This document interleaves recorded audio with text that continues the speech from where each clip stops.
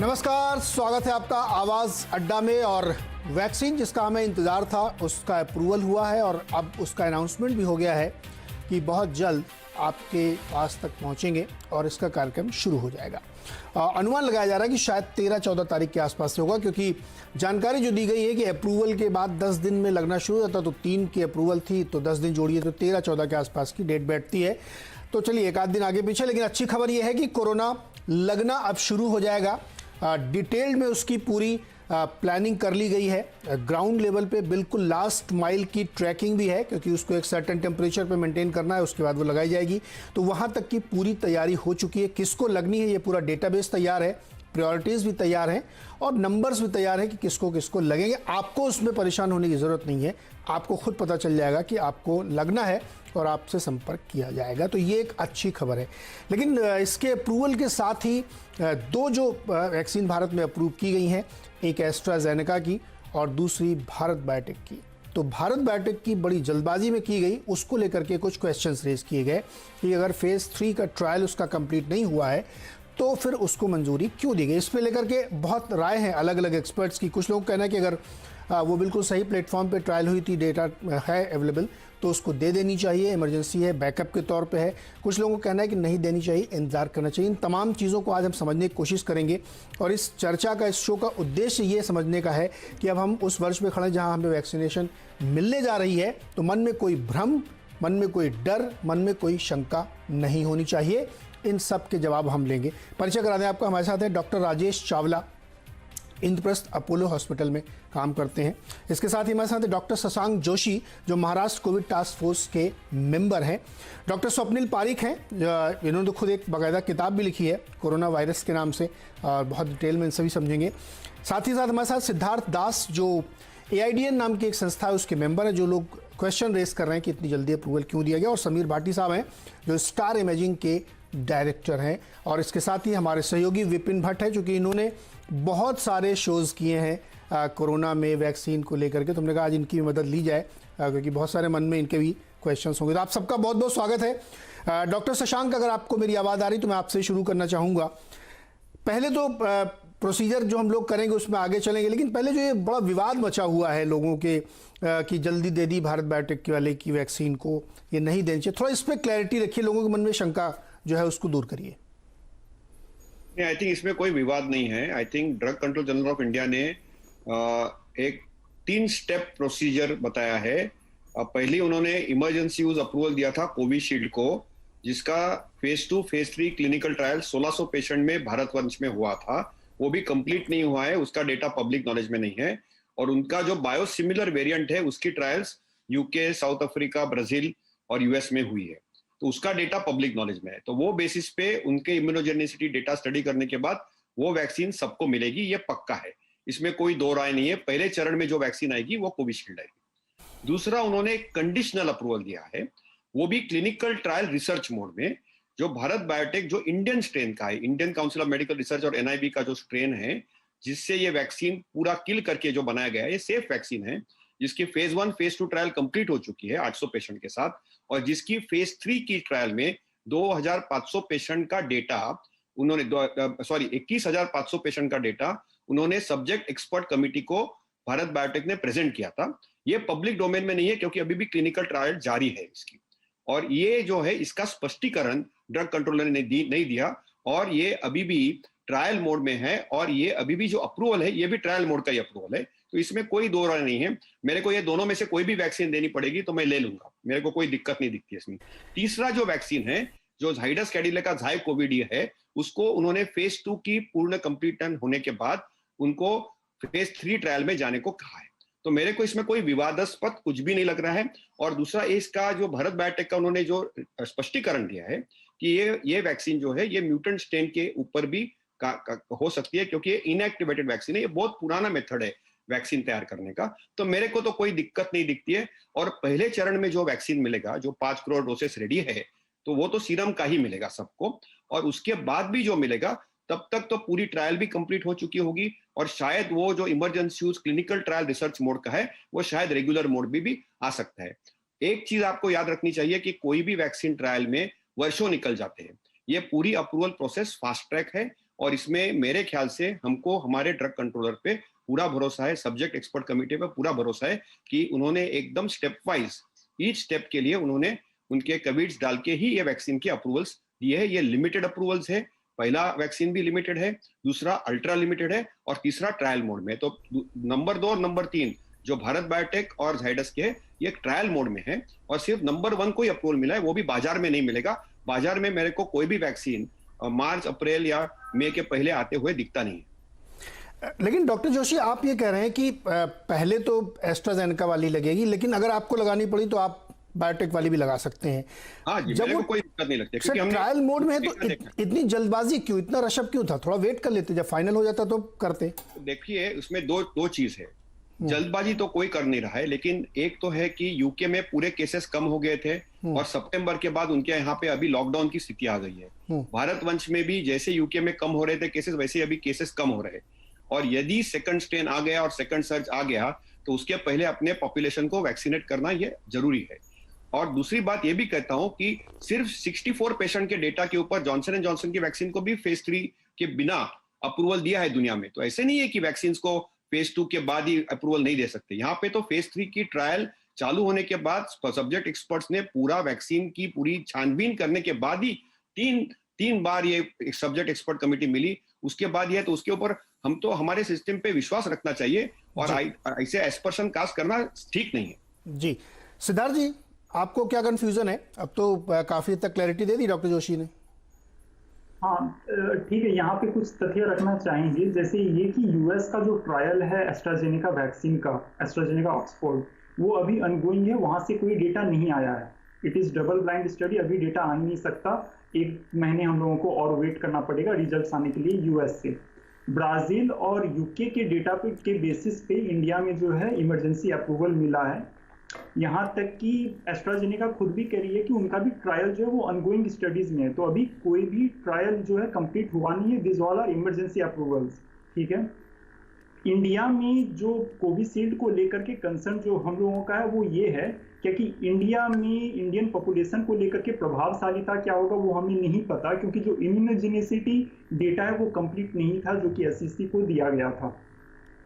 तो जो एसईसी को सबमिट किया गया था वो भी कुछ अधूरे डेटा सबमिट किए गए थे, तो इसलिए हमें ये नहीं पता कि कोविशील्ड जो है it is same as AstraZeneca Oxford vaccine, ये प्रूव नहीं हुआ है। This is right now hypothesis, ठीक है, ये हम लोग मान के चल रहे हैं, होना चाहिए लाइक हाँ, बट ये कि और इंडिया में कितना एफिशिएंट होगा, इफेक्टिव होगा, ये भी नहीं पता, उसका डेटा सामने आना बाकी है। कोवैक्सीन को लेकर के जो हम लोगों का बात है, जो कंसर्न वो ये है कि फेज 3 ट्रायल जो है it is in ongoing mode, अभी चल रहा है। 12 साल से बड़े लोगों के लिए, यानी कि बच्चे भी उसमें शामिल हैं, उनके लिए भी ये इंडिकेटेड है, ठीक है। मगर जो फेज 3 का ट्रायल है वो सिर्फ 18 प्लस के लिए है, ठीक है। और फेज 2 में जो कि एफिकेसी नहीं करता, सिर्फ इम्यूनोजेनिसिटी और सेफ्टी को देखता है, उसमें 14 बच्चे शामिल थे बिटवीन 12 टू 18 ईयर्स। तो ऐसे में आप बंदर की स्टडीज पे और फिर जाकर के फेज 1 फेज 2 टोटल कुल मिलाकर 755 ह्यूमन मतलब हाँ इंसान की स्टडीज पे लेकर के आप एक हाइपोथेसिस ये मान के चल रहे कि हाँ ये इफेक्टिव होगा नहीं। तो ऐसे में ये जो है इसको जल्दबाजी ही कहा जाएगा, क्योंकि वैसे भी हमारा सारा जो प्रोसेस है, देखिए पहले वैक्सीन 10 साल लगता था, अब आप चाह रहे हैं कि उसको कुछ महीने में ही सेलेक्ट लें। ऐसे में ये नहीं करना चाहिए, क्योंकि इससे फेज 3 जो ट्रायल है अनगोइंग उसमें इफेक्ट पड़ेगा, ठीक है, क्योंकि पार्टिसिपेंट्स जो है अगर उनको वैक्सीन मिल रहा है तो वो ट्रायल क्यों आएंगे। और हाँ, फिर एक बात और ये भी दिलचस्प है कि जो अप्रूवल मिला है भारत को वैक्सीन को, डॉक्टर इल्ला ने कल खुद कहा था इट इज नॉट बैकअप। तो ये जो भी बैकअप वाले न्यूज हैं कि पहले कोविशील्ड मिलेगा बाद में कोवैक्सीन मिलेगा, ये मनगढ़ंत कहानियां लग रही हैं अभी, क्योंकि कंपनी का कहना मानना कुछ और है। सरकार इस पे अभी तक ये नहीं बोली है कि पहले कोविशील्ड फिर कोवैक्सीन, ये हम लोग अपने मन से अंदाजा लगा रहे हैं, तो क्लैरिटी नहीं। ये ट्रांसपेरेंसी जो है वो DCGI MOSFW यहाँ से आनी चाहिए कि हाँ ऐसे ऐसे चरण में ये वैक्सीन लगने वाले हैं, कैसे लगने वाले हैं। डॉक्टर इल्ला ने कल कहा था क्या कि 20 मिलियन डोजेज जो हैं कोवैक्सीन के वो तैयार हैं। सीरम इंस्टीट्यूट की जो है कोविशील्ड वो 75 डोजेज जो हैं तैयार हैं, वो टेस्ट हो चुकी है, और ये भी कोवैक्सीन भी जो है रोल आउट होने के लिए रेडी है। ब्राजील के साथ डील भी हो चुका है, ठीक है। तो जो एक न्यूज़ था, ब्राजील के साथ डील भी हो चुका है, मेमोरेंडम है कुछ प्राइवेट पार्टीज की ब्राजील में कोवैक्सीन के साथ, ऐसा न्यूज़ में है, अल जजीरा की न्यूज़ में। और कोविशील्ड पूनावाला जी ने ये कहा था कि रेस्ट्रिक्टेड इमरजेंसी यूज में इंडिया जो है अभी वैक्सीन एक्सपोर्ट पे बैन लगाया है, मगर आज ही उनका क्लेरिफिकेशन आया कि ये बैन नहीं लगा। तो पब्लिक को ये सब सोचना मतलब ये सब हमें नहीं सोचना, ये सब आना चाहिए आपको डीसीजीआई की तरफ से कि आखिर रेस्ट्रिक्टेड इमरजेंसी यूज मतलब है क्या।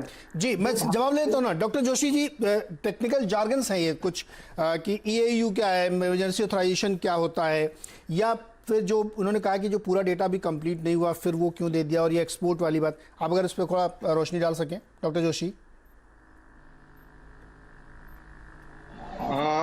मेरे को लगता है कि जो अभी ये महोदय ने कहा उसमें पूरी तरह सच नहीं है। ड्रग कंट्रोलर ने 3 पॉइंट्स क्लियरली बोले थे। भारत बायोटेक का जो वैक्सीन है वो रिसर्च मोड में ही है, वो आम आदमी को नहीं दिया जाएगा। दूसरी बात ये भी है कि कोवैक्सीन के अलावा जो कोविशील्ड सबको दिया जाएगा वो भी आम आदमी को नहीं लगेगा। पहले जो ग्रुप लगेगा वो हेल्थ केयर वर्कर्स का ग्रुप लगेगा, वो भी वॉलेंट्री है, वो भी इन्फॉर्म्ड कंसेंट के बाद ही लगेगा। तो ऐसे है कि सपोज मैं डॉक्टर हूँ, नर्स हूँ, कर्मचारी हूँ, तो मेरे को ये ऑप्शन दिया जाएगा कि मुझे लेना है कि नहीं है।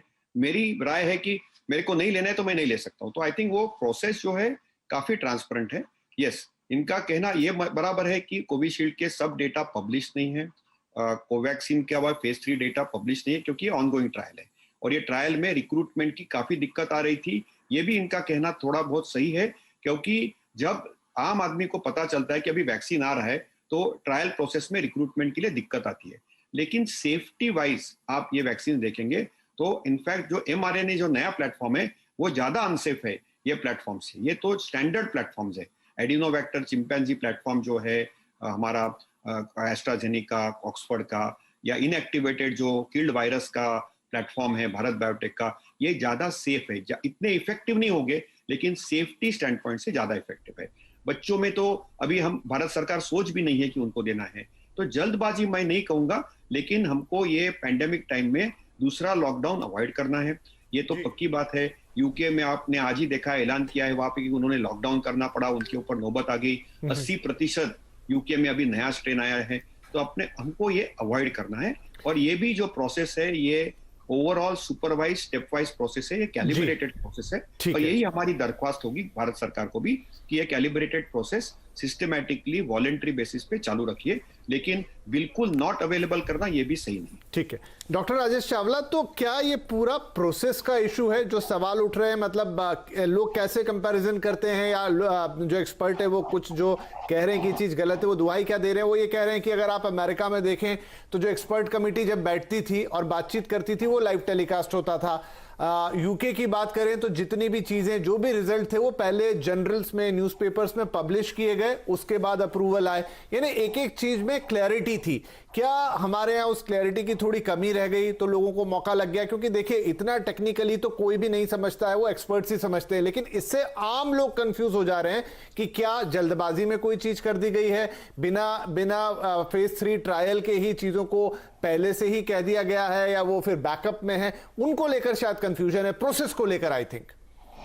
देखिए ये बहुत असाधारण स्थितियां हैं, एक्स्ट्राऑर्डिनरी स्थितियां हैं, और एक्स्ट्राऑर्डिनरी आपको डिसीजन लेने हैं।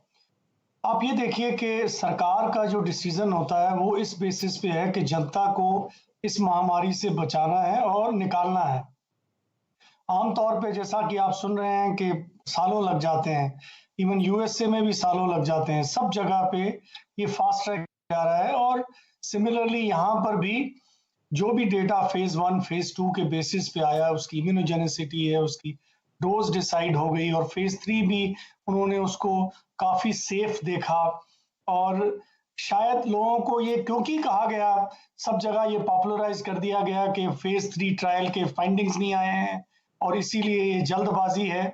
ऐसा नहीं है कि फेज 3 के बारे में अभी कोई रिक्रूट नहीं हुए हैं। ऑलमोस्ट 25,000 पेशेंट उनको रिक्रूट करने हैं और मार्च तक आई थिंक उसका डेटा आ जाएगा।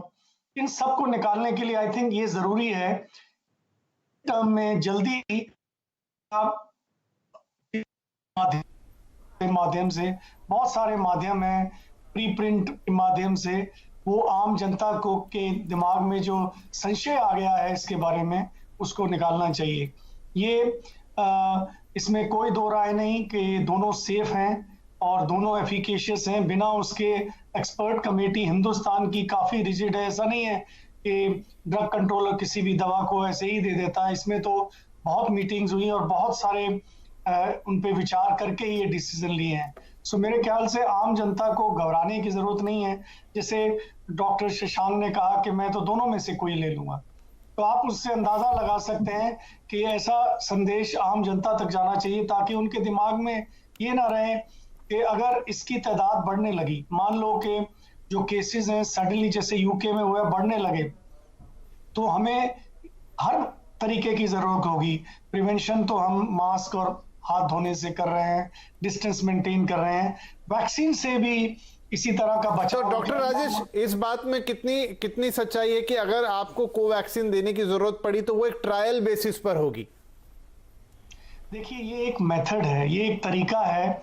जब भी कोई भी वैक्सीन आती है तो शुरू में कुछ व्यक्तियों को तो ट्रायल में दिया ही जाता है, तो कोई ना कोई व्यक्ति तो वो होता ही है और ये स्वेच्छा से होता है, ये वॉलंटरी होता है। आप नहीं लेना चाहते तो मत लीजिए, मगर अगर आप वो लेना चाहते हैं उसके बेसिस पे तो आप उसमें पार्टिसिपेट कर सकते हैं। और उसके लिए डेटा है कि इसकी सेफ्टी, ऐसा नहीं है फेज 1 में देखिए उसकी डोजिंग वगैरह और दी जाती है, देखी जाती है, उसकी इम्यूनोजेनिसिटी देखी जाती है।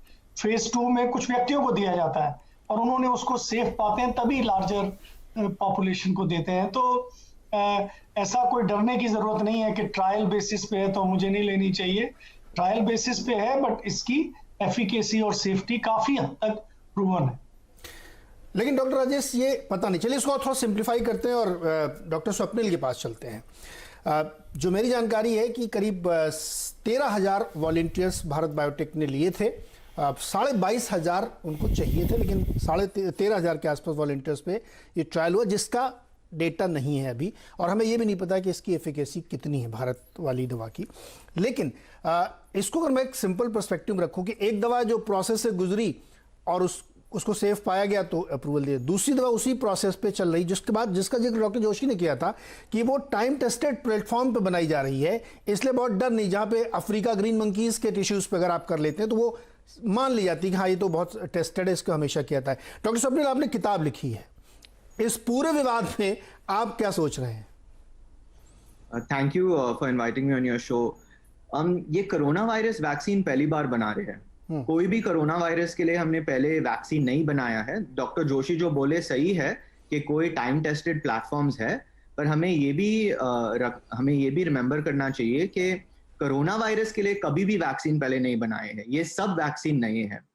जो डॉक्टर जोशी बोले हैं बस सही है, जो थोड़े कंसर्न्स भी रेज किए वो सही है। मुझे थोड़ा कॉन्टेक्स्ट देना है तो मैं एक इंडियन लॉ रीड करने वाला हूँ। New Drugs and Clinical Trials Rule, page 186-187.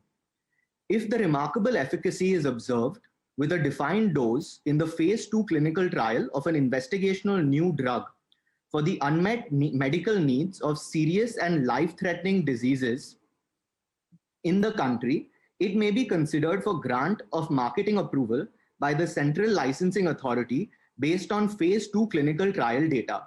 ये एक इंडियन लॉ है और ये लॉ वैक्सीन के काफी टाइम पहले है, 2019 से है। तो ऑन द बुक्स ये लॉ है कि फेज 2 ट्रायल डेटा पर हम अप्रूवल दे सकते हैं इमरजेंसी सिचुएशन में। अभी एक और डॉक्यूमेंट है, बहुत ब्यूटीफुल डॉक्यूमेंट है, सबको पढ़ना चाहिए। Ministry of health and family welfare 88 page document है, कोविड-19 वैक्सीन कम्युनिकेशन स्ट्रैटेजी। इसका एम ये दिया गया है, addressing vaccine hesitancy due to apprehensions of safety and efficacy, seeks to build trust and confidence in vaccines by employing transparent communications. और इसमें ये भी लिखा गया है कि prompt communication करना है and public confidence, we have to build public confidence in safety and efficacy. अभी इधर क्या हुआ है, गवर्नमेंट और रेगुलेटर्स की इंटेंशन सही थे, पर उन्होंने अच्छे से कम्युनिकेट नहीं किया। और अगर यही डॉक्यूमेंट जो ministry of health and family welfare 88 page document है, अगर इसी में देखो तो कम्युनिकेशन स्ट्रैटेजी बहुत इंपॉर्टेंट होता है। और आप समझो, अगर आपने एक इनोवेशन किया और 100% एफिकेसी है ये वैक्सीन का, मैं नहीं बोल रहा हूँ ये है, पर अगर है भी और अगर आपने कम्युनिकेट सही तरह से नहीं किया और कोई वैक्सीन को नहीं लेना चाहते हैं तो उसका इफेक्टिवनेस 0 हो गया, क्योंकि वैक्सीन बनाने से किसी का जान नहीं बचता है. Only by administering the vaccine you can save a life, and vaccine administration is a voluntary process. So we have to, हमें कन्विंस करना है लोगों को वैक्सीन लेने के लिए, और इस कारण में कम्युनिकेशन की है. तो आज एक डीजी आईसीएमआर ने बहुत अच्छा प्रेस कॉन्फ्रेंस लिया था, जिधर उन्होंने सब साइंटिफिक डेटा एक्सप्लेन किया, उन्होंने रैशनल एक्सप्लेन किया. अगर ये चीज वो पहले होती थी तो ये कंट्रोवर्सी अभी नहीं होती और ये सब मिस इन्फॉर्मेशन डिसइंफॉर्मेशन नहीं होती. हमें we have to recognise and commend Bharat Biotech and ICMR, क्योंकि होल वायरस वैक्सीन बनाना इतना आसान नहीं है. होल वायरस मतलब आपको इन्फेक्शन हो सकता है जो वैक्सीन बना रहे हैं, ये एमआरएनए नहीं है, ये it's dangerous to make these vaccines. और उन्होंने बहुत जल्दी से एक वैक्सीन बनाया है. Instead of celebrating the scientific achievement of our country, we have got sidetracked into this debate and controversy, and this comes down to miscommunication. Right, तो इसी मिसकम्युनिकेशन को दूर करने की कोशिश है. हम सिद्धार्थ के पास जाते हैं कि जैसा सिद्धार्थ या स्वप्निल साहब कह रहे हैं कि थोड़ा सा शायद पहले बताने की जगह बाद में बताया गया. कल भी कुछ बातें हुई, आज भी कुछ बातें हुई. मैं कुछ बातें यहाँ पे रखता हूँ. जैसे स्वास्थ्य मंत्री आगे आए और उन्होंने एक सफाई दी. अब चूंकि खुद भी वो एक डॉक्टर हैं तो थोड़ा टेक्निकल बातचीत करते हैं. तो उन्होंने कहा कि फेज 1 और फेज 2 के जो ट्रायल हुए उसमें सभी लोग सुरक्षित रहे और दोनों ही केसेस में जो मरीज हैं उनके अंदर एंटीबॉडीज बनी. फिर वो लिखते हैं CD4T लिम्फोसाइट्स एक्टिव करने में ये वैक्सीन कामयाब रही, और अगर ये CD4T लिम्फोसाइट्स एक्टिव होते हैं तो ये अच्छे इम्यून रिस्पॉन्स के लिए रिस्पॉन्सिबल होते हैं और बड़ा कोई साइड इफेक्ट नहीं देखा गया. ये तो कहा हर्षवर्धन जी ने. उसके अलावा जो DGCI हैं वीजी सोमानी साहब, उन्होंने आके कहा कि दोनों ही वैक्सीन जो हुए 110% सेफ हैं और ये हमारे डेटा में निकल कर आया है. डॉक्टर गुलेरिया के भी कल कई बयान आए, उनकी बातें यहां पर हो चुकी हैं. फिर डॉक्टर बलराम भार्गव जो आईसीएमआर के प्रमुख हैं, उन्होंने कहा कि 14 डेज के लिए बंदरों पर ब्रैंकोस्कोपी करके देखी गई, जिसको काफी विश्वसनीय माना जाता है, और वहां पर भी आपने पाया कि यह वैक्सीन पूरी तरीके से सही तरीके से काम कर रही है. और इसके अलावा ये भी है कि नए स्ट्रेन, जो होल स्ट्रेन की बात कर रहे हैं या होल वायरस की बात कर रहे हैं, जहां तक ये बात है कि यूके में एक नया स्ट्रेन आ गया, तो उन्होंने ये कहा कि बहुत सारे वैक्सीन तो दुनिया में इस समय जो जिन पे काम हो रहा है वो पर्टिकुलर प्रोटीन पे काम कर रहे हैं, पर्टिकुलर स्ट्रेन पर, लेकिन जो कोवैक्सीन है वो तो होल वायरस पर काम कर रहा है. यानी कोई डर की बात नहीं है कि किसी पर्टिकुलर स्ट्रेन पर चलेगा कि नहीं चलेगा. तो क्या ये जो बातें आ रही हैं या आज जो बातें आई, अब ये काफी हद तक एयर को क्लियर करती हैं कि भाई ये चीजें सेफ है, ऐसा नहीं है कि जल्दबाजी में कुछ किया गया? ठीक है, थोड़ा वक्त दीजिएगा सारी बातें रखने के लिए. जो शायद हम लोग थोड़ा मुद्दा से जो है डेविएट हो रहे हैं. तो सबसे पहले मतलब ऐसे करके कुछ चीजें होती हैं जब लोग ये कहते हैं कि हम वैक्सीन लगाने के लिए तैयार हैं कोई भी, तो ट्रायल पार्टिसिपेंट्स में तो कमी होती ही नहीं अगर लोग पार्टिसिपेट कर लें. तो I would first like it is nice if people volunteer trial वगैरह में जाएं ताकि डेटा हम लोगों को जल्दी मिले. ठीक है, अब बात करते हैं जैसे भारत को वैक्सीन को लेकर कर, कोविशील्ड को लेकर के भी जो यूके की MHRA है उन्होंने खुद बोला है कि ये अभी ट्रायल स्टेज में है. तो कोविशील्ड का, और अगर आप फाइजर को देखेंगे तो सब ग्रुप एनालिसिस होता है. जैसे व्हाइट लोगों पे जो होता है वैक्सीन एक तरह की अलग तरीके से काम करेगी, जो हम लोगों पे होगा वो अलग तरीके से काम करेगी. इंडियन लोगों में कैसे काम करेगी ये डेटा हमारे पास नहीं है पब्लिक डोमेन में. कुछ डेटा दी गई थी जो कि पूरी नहीं है, तो चीजें कहीं मतलब इधर उधर हो सकती हैं. और जब तक आप लोगों को नहीं, कोई वैक्सीन 100% से एफिकेसी नहीं है. ठीक है, अब मान लीजिए अगर कुछ परसेंट लाइक 50% एफिकेसी है, 70% एफिकेसी है, तो पब्लिक को पता चलेगा कि कौन सा वैक्सीन लेना है, कौन सा वैक्सीन नहीं लेना है, या वो क्या प्रीफर करेंगे. तो एक इन्फॉर्म्ड चॉइस भी होता है. सेफ्टी का जहां तक बात है तो ये कह देना कि बिल्कुल 100% सेफ है वैसा भी नहीं है. हाँ सेफ है, दैट इज फाइन, बट कुछ केवियाट्स होती हैं वो भी पब्लिक को बताना चाहिए. नहीं तो वही है जैसा स्वप्निल जी ने बताया था, इट क्रिएट्स मिसकम्युनिकेशन. जैसे हम लोग कुछ एडवर्स इवेंट न्यूज वगैरह में सुने थे जो कि राइट, तो अब कोवैक्सीन को लेकर के बच्चों पे इंडिकेशन मिल चुका है, ये DCGI ने इंडिकेट कर दिया है, जबकि फेज 3 में सिर्फ 18+ ईयर्स वाले जो हैं वो इंक्लूड हो रहे हैं। ऐसा क्यों? लाइक 12 से 18 साल में जब आप एफिकेसी टेस्ट करेंगे नहीं तो आपको पता कैसे चलेगा कि काम कारगर है या नहीं है? तो फिर जाकर के आप अगर दूसरी बातें देखिएगा तो जो क्लिनिकल ट्रायल मोड है, कोवैक्सीन को बोला जा रहा है क्लिनिकल ट्रायल मोड में रेस्ट्रिक्टेड इमरजेंसी यूज के अंदर रोल आउट किया जाएगा, और सरकार का मतलब पहले कुछ चरणों में, ये अभी पूरा पब्लिक मार्केट पे नहीं आएगा बट कुछ चरणों में दिया जाएगा। तो वहां पे भी क्लिनिकल ट्रायल मोड डॉक्टर इल्ला कल खुद बोले थे कि उन्हें भी नहीं पता क्या है। अब जब कंपनी को नहीं पता है, किसी को नहीं पता है, और यहाँ पे अगर हम लोग खुद से मान लें कि अच्छा ये इस ट्रायल रूट के अंदर इसलिए मिल रहा होगा, अगर आप ट्रायल रूल जैसा स्वप्निल जी ने पढ़ा था उसमें एफिकेसी टर्म है, एफिकेसी टेस्ट हम लोग फेज 2 में किए नहीं है, जो हम लोगों का टेस्ट है दैट इज इम्यूनोजेनिसिटी ड्रग्स। तो ट्रायल डिजाइन ऐसा है जो कि हम लोगों को अभी तक कोई एफिकेसी डेटा ह्यूमन में दिया ही नहीं है। डॉक्टर इल्ला ने खुद कहा था कल कि ये एनिमल चैलेंज स्टडी पे बेस्ड है एफिकेसी। जो नई वायरस स्ट्रेन को लेकर के बात करें दैट इज हाइपोथेसिस, वो हमें प्रूव करना होगा साइंस में। जैसे कि स्वप्निल जी ने खुद एक पेपर लिख के को ऑथर हैं which is on plasma therapy, जो ये दिखाया था कि काम नहीं करता इंडिया में, इट इज नॉट इफेक्टिव, जो कि मगर पहले हम लोग सोच रहे थे कि प्लाज्मा थेरेपी हो सकता है काम करे। तो जो हाइपोथेसिस है वो ट्रायल के बाद ही पता चलेगा कि वेदर इट वर्क्स और नॉट। कॉमन सेंस हम लोगों की जो भी बोले, बट साइंस में ये कहता है कि एक्सपेरिमेंट आप कीजिए, सही ढंग से कीजिए, उसके बाद जो रिजल्ट आएगा उसको मानिए, नहीं तो ट्रायल बाइस्ड हो सकता है, और हमें ट्रायल बाइस नहीं चाहिए, नहीं तो बाद का जो रिजल्ट है वो हमें पता ही नहीं चलेगा क्या है। अब सेरम कोविशील्ड के साथ बड़ी कंफ्यूजन ये है, लैंसेट में पेपर भी है, अगर कोई डिटेल में देखना चाहे तो, जो MHRA है यूके में, वो बोल रही है क्या कि बिटवीन 4 वीक्स 4 सप्ताह से लेकर के 12 सप्ताह तक आप कभी भी वैक्सीन लगाइए, ठीक है। ऑप्टिमल उनका कहना है क्या कि वो 8 वीक्स के बाद होता है।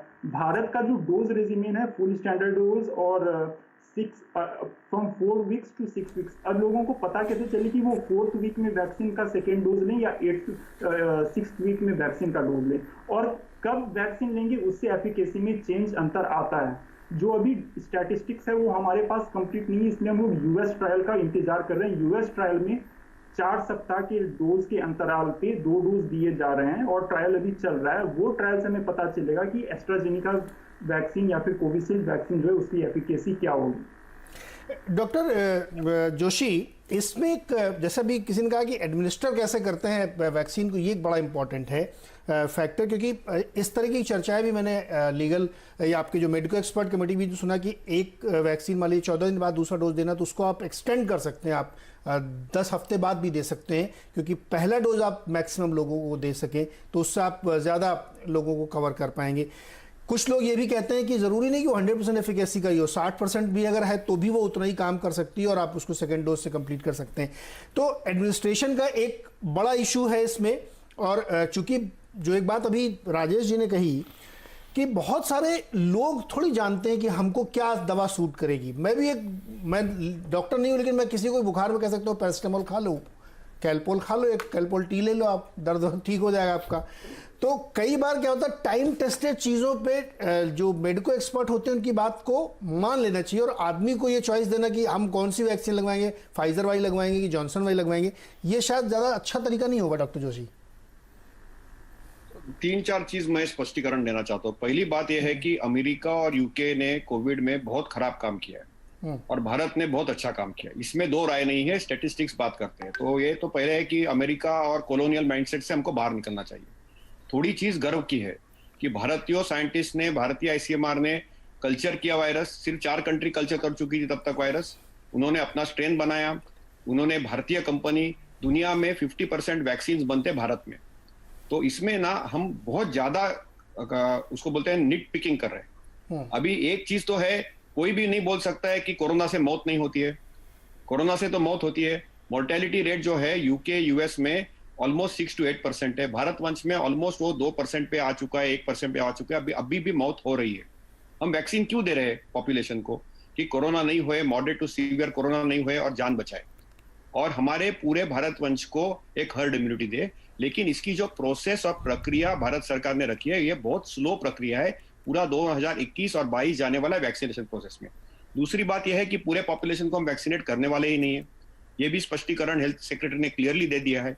तो हमको देखना चाहिए कि हम रिसर्च करें कि पूरा बंद करे ताला और सिर्फ अमेरिका का फाइजर का वैक्सीन लगवाए। मैं तो नहीं लूंगा, बिकॉज mRNA वैक्सीन का प्लेटफॉर्म मेरे को पता नहीं है, नया प्लेटफॉर्म है, इसमें कोई डीएनए म्यूटेशन हो गया, ये भी गलत होगा मैं ऐसे करूंगा। तो ये कंफ्यूजन नहीं करना चाहिए, हमको क्लियर रहना चाहिए कि हमको हमारे आवाम के लिए हमको जाने बचानी है, ये हमारा पहला ध्येय है। दूसरा है कि कोरोना ये महामारी है, भारत में काफी मरीजों की जान जा चुकी है, हमको और जान नहीं गंवानी। तीसरी बात है कि हमको highest standards of clinical trial and ethics, जैसे सिद्धार्थ जी बता रहे, वो करना ही चाहिए। इसमें एक ही है कि कम्युनिकेशन और ट्रांसपेरेंसी की जो बात की जा रही है, तो कम्युनिकेशन ज्यादा करना चाहिए। ट्रांसपेरेंसी के लिए हमारे जितने एक्सपर्ट्स हैं, गवर्नमेंट ऑफिशियल्स हैं, उन्होंने काफी हद तक स्पष्टीकरण दे चुके हैं। तो आई थिंक इसके ऊपर नहीं करना चाहिए। आपका जो प्रश्न था एडमिनिस्ट्रेशन का, पहला डोज लगाने के बाद दूसरा डोज लगाने के लिए 70% एफिकेसी के लिए 2 डोज 28 दिन में दिए जाते हैं कोविशील्ड को, ये 3 महीने तक एक्सटेंड किया जाता है, तो 80% एफिकेसी हो सकती है, ऐसे संभावना ऑक्सफोर्ड यूनिवर्सिटी ने जताया। इसकी अभी तक कोई रिसर्च शोध निबंध आया नहीं।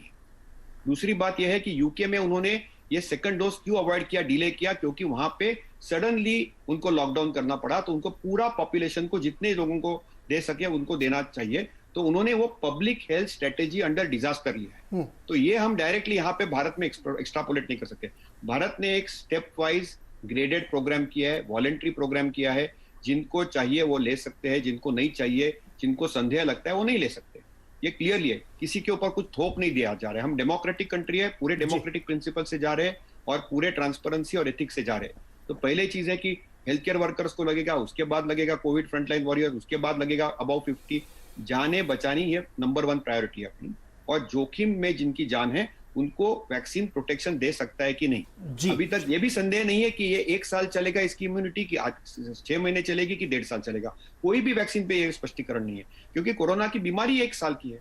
तो हमको ये, हम पूरा जो कोरोना है ये नई बीमारी है और ये एकदम सडनली आई है, तो इसमें हमको जो बेस्ट केयर पॉसिबल है वो करना चाहिए, और इसकी एक जारी कोशिश कर रहे हैं। तो हमको सबको साथ मिलके ये वैक्सीनेशन प्रोग्राम को सफल बनाना चाहिए, ढंग से समझ के चलना चाहिए। बिल्कुल, ये बात आपकी सही कि एकदम नई चीज़ थी हम लोगों के लाइफ टाइम में। क्या बहुत सारे लोगों के लाइफ टाइम में पहली बार ऐसा हुआ कि वर्ल्ड वाइड ये चीज़ हुई, उसको हम समझ नहीं पाए, देख नहीं पाए। समीर भाटी साहब, आप तो डॉक्टरों के बीच में उठते बैठते हैं, पेशेंट्स को भी देखते हैं, जिस तरह की अभी हम लोगों ने चर्चा की इसमें बहुत सारे जार्गन्स यूज़ हुए हैं।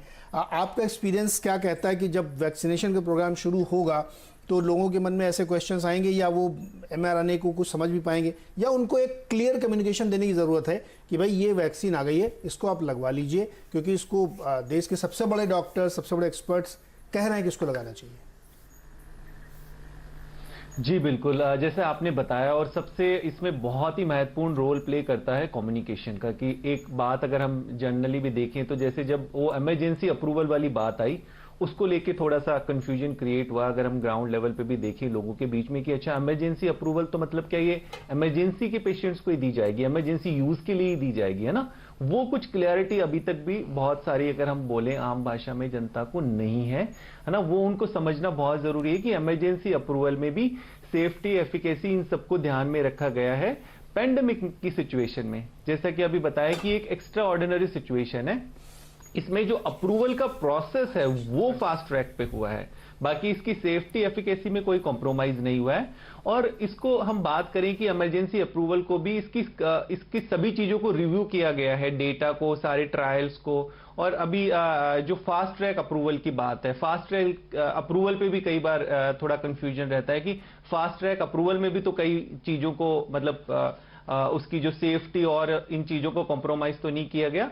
तो ये सब हमें ध्यान रखना है कि जो एक्सपर्ट कमेटी होती है, एक्सपर्ट कमेटी के अंदर हमारे पल्मोनोलॉजिस्ट होते हैं, इम्यूनोलॉजिस्ट होते हैं, आपके माइक्रोबायोलॉजिस्ट होते हैं, फार्माकोलॉजी, पेडिट्रिशियन, इंटरनल मेडिसिन, इस तरह की साइंटिस्ट की, डॉक्टर्स की पूरी एक कमेटी होती है जिनके अप्रूवल के बाद ये सारे प्रोसेस होते हैं। और हम अब देखें कि हमारा अभी ड्राई रन भी चल रहा है, ड्राई रन में ये सारी चीजें देखी जा रही है कि ये ग्राउंड लेवल पे इसका इंप्लीमेंटेशन क्या है, जो हमारा प्लान है उसका इंप्लीमेंटेशन क्या है। उसके बाद सब कुछ रजिस्ट्रेशन प्रोसेस के थ्रू होगा।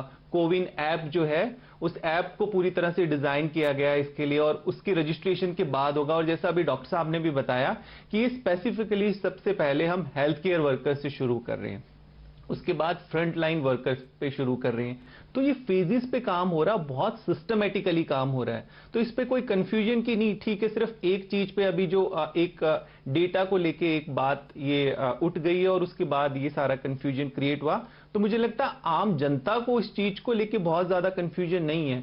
उनको सिर्फ ये एक दो जो हम बात कर रहे हैं, जो आप जैरगन्स की और ये छोटे मोटे शब्दों को लेके उनको कंफ्यूजन हो सकती है, बट आई थिंक उनको इस चीज को लेके बहुत ज्यादा अभी कंफ्यूजन नहीं है। राइट। तो अब ये कंफ्यूजन आया कहां से? हमने देखा कि उस पर कुछ पॉलिटिकल बयान भी आए, कुछ और डॉक्टर्स के बयान आए। मैं डॉक्टर राजेश आपके पास आता हूं। फॉर एग्जांपल कि जो अनंत भान साहब हैं, जो कि पूर्व अध्यक्ष हैं इंटरनेशनल एसोसिएशन ऑफ बायोएथिक्स के, उन्होंने इस पर सवाल उठाया।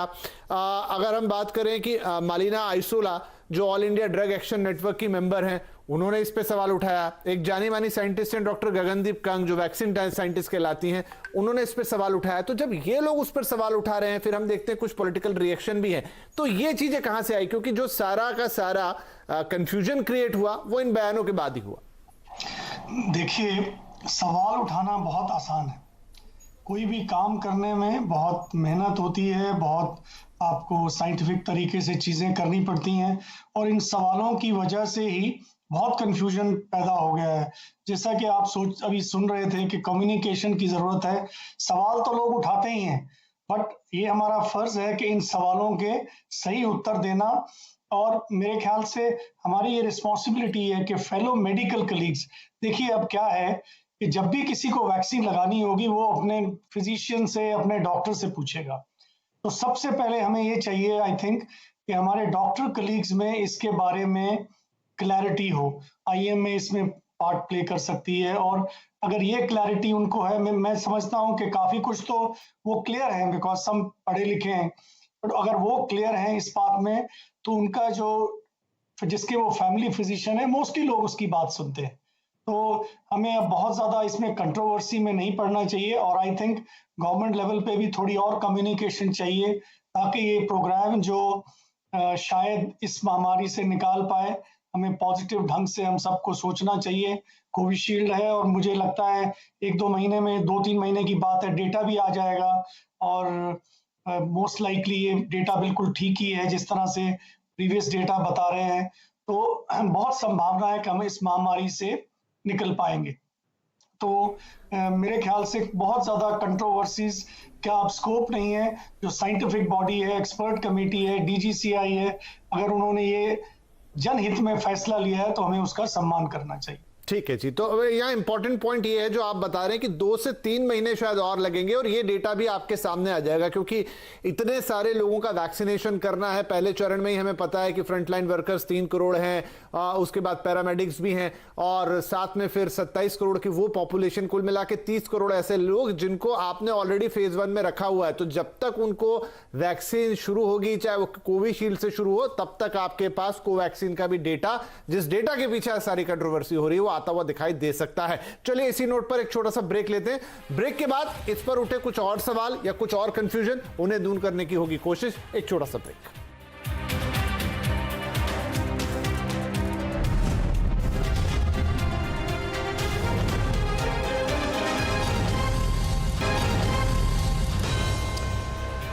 स्वागत है एक बार फिर से आपका आवाज अड्डा में। और आज चर्चा हो रही है वैक्सीन की, जो हमें नए साल में मिली है और अब वो लगने जा रही है।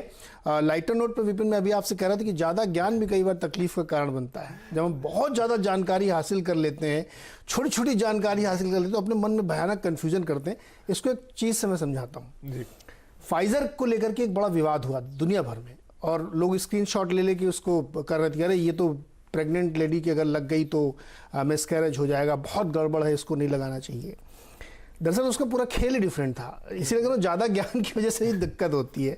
फाइजर या जो रूल्स हैं कि किसी प्रेग्नेंट लेडी को एथिक्स के लिहाज से नहीं ट्रायल में रखा जाता, लेकिन फाइजर ने बहुत सारी महिलाओं को रखा और ये इंश्योर किया था कि उसमें से जो हो सकती है प्रेग्नेंट, उनको बाहर कर दिया जाएगा।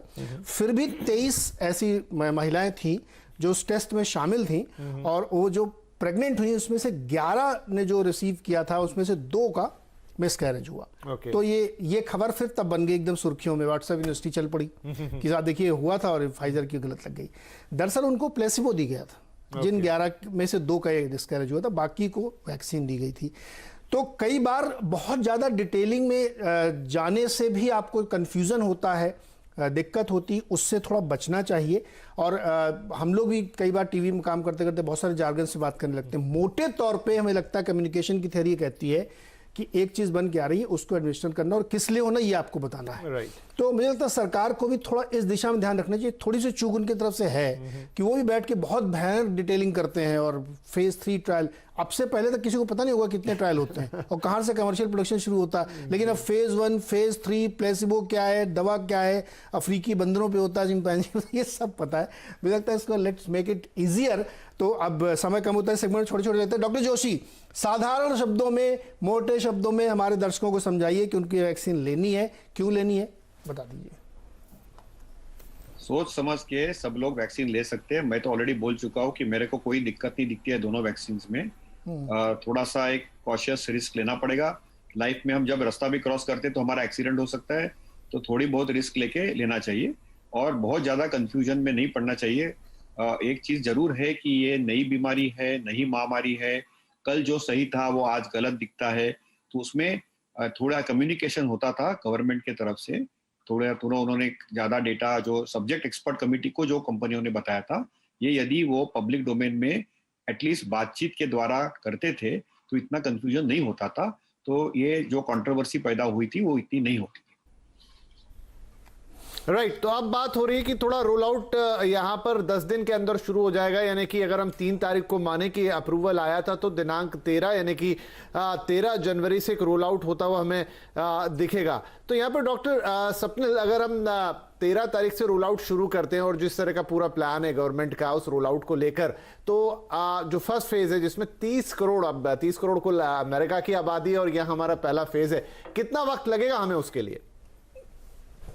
तो टारगेट है by middle of this year उनको ये फर्स्ट फेज कंप्लीट करना है। ये बहुत एम्बिशियस टारगेट है पर हम कर सकते हैं। जो ड्राई रन हुई थी अभी, उधर उन्होंने 1 लाख से और वैक्सीनेटर को ट्रेन किया है और वो जैसे बात कर रहे हैं जितने सेंटर देश में चालू कर रहे हैं, मुझे लगता है और बिलीफ है कि हम ये एम्बिशियस टारगेट मीट कर सकते हैं। इम्यूनाइजेशन इंडिया में काफी अच्छी से होती है, यूनिवर्सल इम्यूनाइजेशन प्रोग्राम।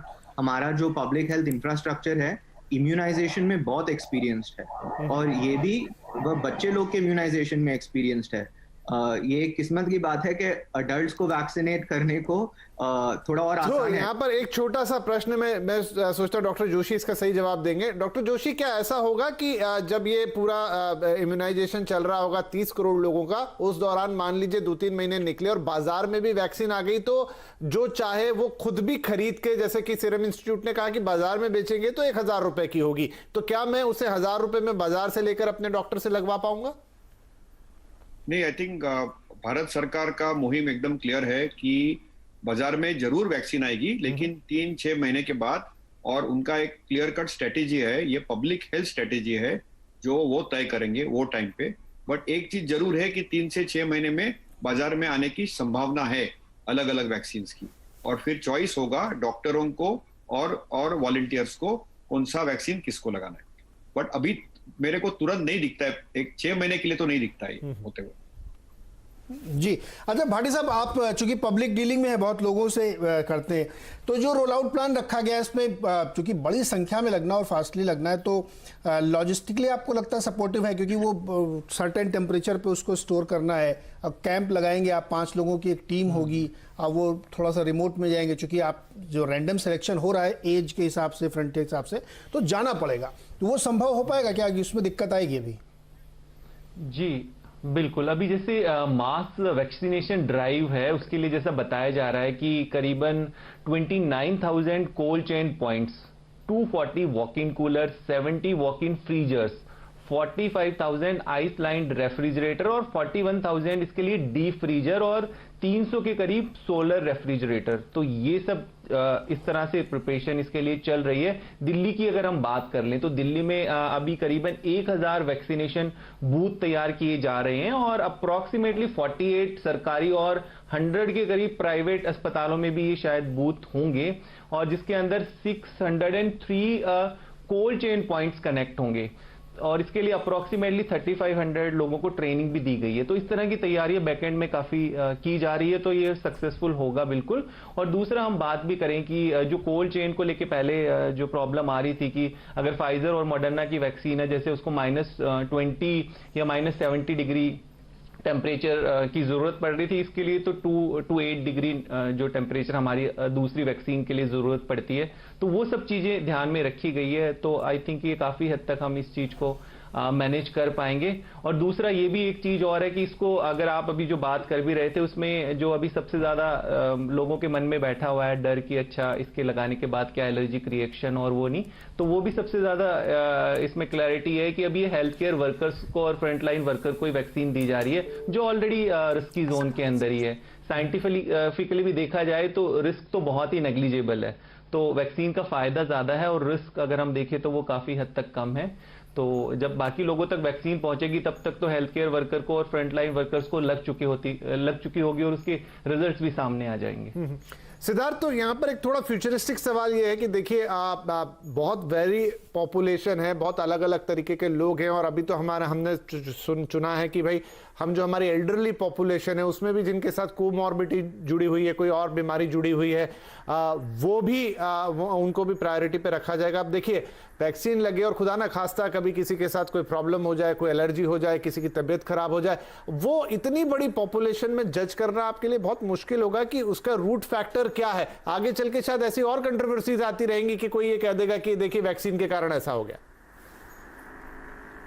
इसलिए बिल्कुल इसी बात के लिए हम लोगों को जो है साइंस पे भरोसा करना चाहिए और साइंटिफिक मेथड जो है मेथोडोलॉजी उससे चलना चाहिए, ताकि ये सब ना हो। जैसे क्लिनिकल ट्रायल फेज 3 में ये लार्ज साइज पे हो रहा है, जैसे कोवैक्सीन कर रही है 25,800 पे, तो वहां से आपको कुछ केसेस ऐसे मिलेंगे ताकि आपको पता चलेगा कि अच्छा रिस्क फैक्टर क्या है, कितने लोगों पे, जैसे हो सकता है मिलियन, मतलब इतने सारे लोगों पे 1 पे हो, 2 पे हो, तो उसे आप एनालिसिस कर सकते हैं कि मास रोल आउट के टाइम कैसे करना होगा, नहीं करना होगा। अभी जो ये चल रहा है इट इज इन कंस्टेंट, पहले हेल्थ वर्कर्स पे होगा, फिर किसी और डिफरेंट चरण पे।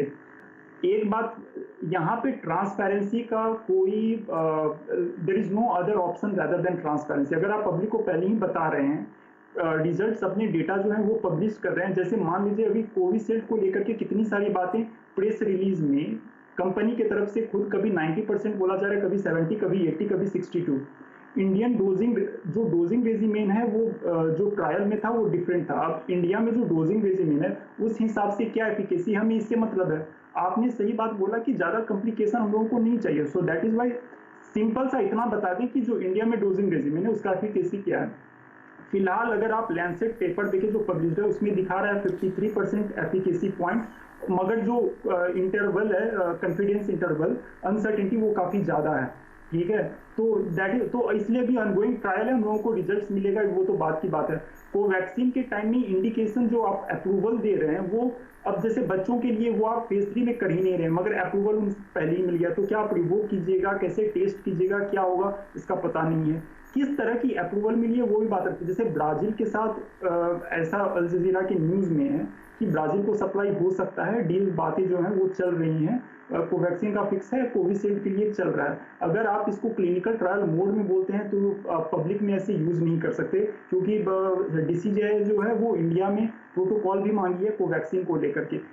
कंपनी खुद कंफ्यूज है कि क्लिनिकल ट्रायल मोड क्या है, ठीक है। तो इन्फॉर्म्ड डिसीजन जब आप बोलते हैं कि ये चॉइस है पब्लिक का, पब्लिक तब सही चॉइस लेगी ना जब उसे पता होगा कि क्या चीज है क्या नहीं है। mRNA वैक्सीन जो है वो इंडिया में खुद भी बन रहा है, जेनोवा का यूएस की कोलैबोरेशन, यूएस कंपनी की कोलैबोरेशन में इंडिया में खुद बन रहा है। ऐसे में ये अफवाह फैलाना या कुछ ऐसा डर फैलाना mRNA वैक्सीन को लेकर वो भी गलत है, क्योंकि हम लोग इंडियन कंपनीज को ही हर्ट करेंगे।